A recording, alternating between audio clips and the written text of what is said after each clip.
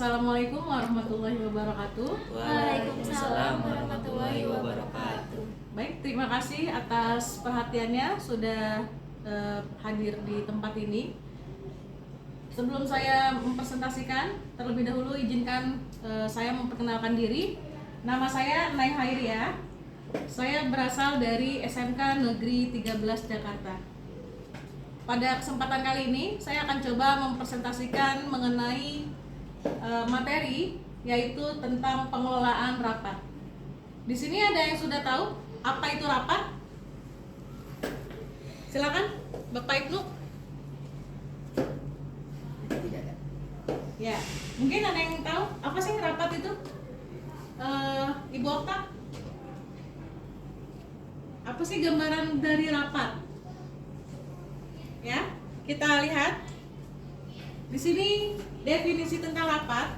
Rapat adalah suatu bentuk pertemuan antar anggota organisasi itu sendiri untuk merundingkan atau menyelesaikan masalah yang berkaitan dengan keuntungan bersama.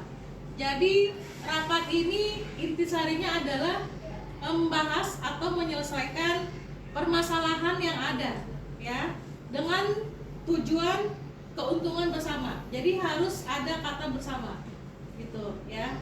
Rapat ini adalah mencari solusi dari suatu masalah. Oke. Kemudian fungsi rapat di sini ada 6. Yang pertama adalah untuk memecahkan masalah. Ini yang pertama dan utama, fungsi rapat adalah untuk memecahkan masalah. Kemudian yang kedua, menyampaikan informasi, ya. Jangan sampai informasi yang kita berikan ini beda dengan apa yang kalian dengar. Kemudian yang ketiga, sebagai forum yang demokratis, ya. Jadi rapat adalah salah satu media untuk kita menjadi demokratis, ya. Kemudian yang keempat, sebagai alat penyesuaian yang sangat baik. Yang kelima, sebagai sarana negosiasi. Dan yang keenam adalah sebagai sarana penetapan regulasi. Kemudian ada beberapa syarat rapat yang baik. Di antaranya adalah suasananya harus terbuka, ya. Tidak boleh ada rahasia-rahasiaan, tidak boleh ada yang disembunyikan, ya. Terbuka dalam arti apa yang ingin kalian sampaikanlah di saat pada saat rapat, gitu, ya.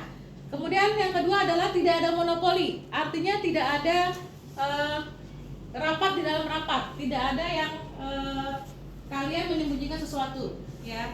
Harus transparan. Kemudian yang ketiga, partisipasi aktif dari peserta konferensi.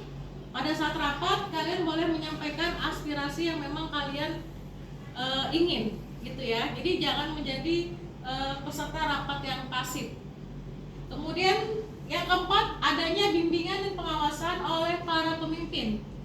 Dimanapun kita rapat, pasti ada yang paling tinggi, ya, entah itu pimpinan atau pengawas lainnya yang bisa memberikan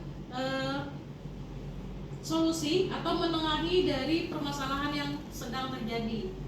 Kemudian yang kelima, diskusi didasarkan pada argumen daripada emosi, gitu, ya. Jadi kalau pada saat rapat, emosi kita itu jangan dimunculkan, gitu. Kalau kalian mau berargumen silahkan, tapi harus sesuai dengan fakta, ya.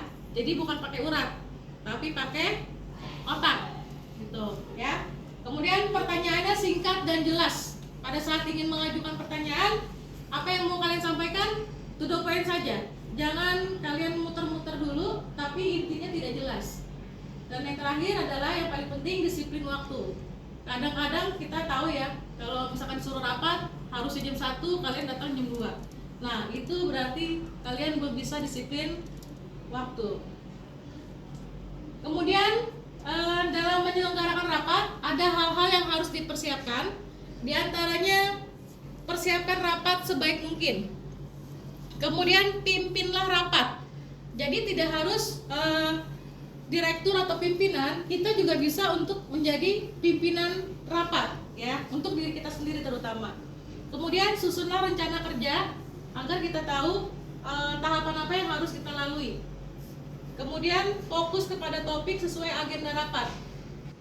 Jadi jangan melenceng. Misalkan topik hari ini adalah membahas tentang kinerja karyawan.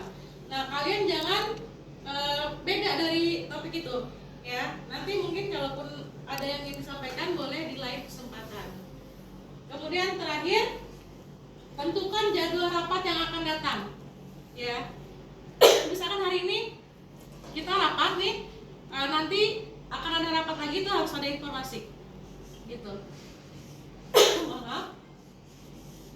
Kemudian yang terakhir, mempersiapkan pelaksanaan rapat. Ada 8 yang harus kalian tahu.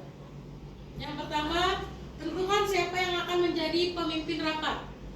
Ya, biasanya kalau di rapat sekolah, ketua kelas ya bisa untuk menjadi pemimpin rapat, atau di organisasi mungkin ketua OSIS bisa menjadi pemimpin rapat, gitu ya. Kalau di sekolah berarti leadernya di sini adalah kepala sekolah, gitu. Kemudian undanglah pembicara jika perlu, tentukan jadwal rapat yang tepat. Kemudian siapkan agenda rapat. Agendanya apa sih untuk rapat ya, supaya nanti kalian bisa tahu poin-poin apa aja yang nanti disampaikan. Kemudian usulkan peraturan rapat. Misalkan di rapat itu pada saat rapat tidak boleh mainkan handphone, atau peraturannya tidak boleh keluar di saat rapat masih berlangsung. Ini bisa kalian buat. Kemudian tentukan pembagian waktu. Kemudian kirimkan agenda rapat. Jadi setelah rapat selesai, kalian kirimkan agendanya apa sih yang tadi dirapatkan, itu agendanya apa saja. Ya. Kemudian yang terakhir adalah kirimkan pengingat. Karena kita sebagai manusia pasti ada saatnya kita lupa, dan itu harus di reminder ya. Biasanya posisi sekretaris itu sangat penting ya untuk sebagai bahan pengingat dikala direktur atau yang lainnya lupa. Oke, mungkin ini saja presentasi yang bisa saya sampaikan. Ada pertanyaan? Permisi, Bu. Ya, silakan Ibu Ratu. Kira-kira butuh waktu berapa lama ya surat itu dikirimkan?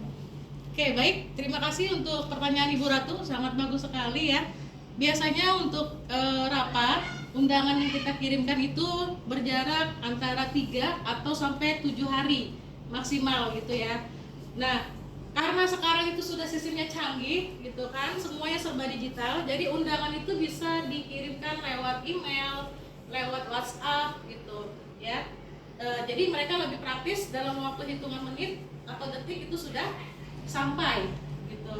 Tapi suratnya pun masih bisa dikirimkan dengan jarak 3 atau 7 hari. Bagaimana Ibu Ratu?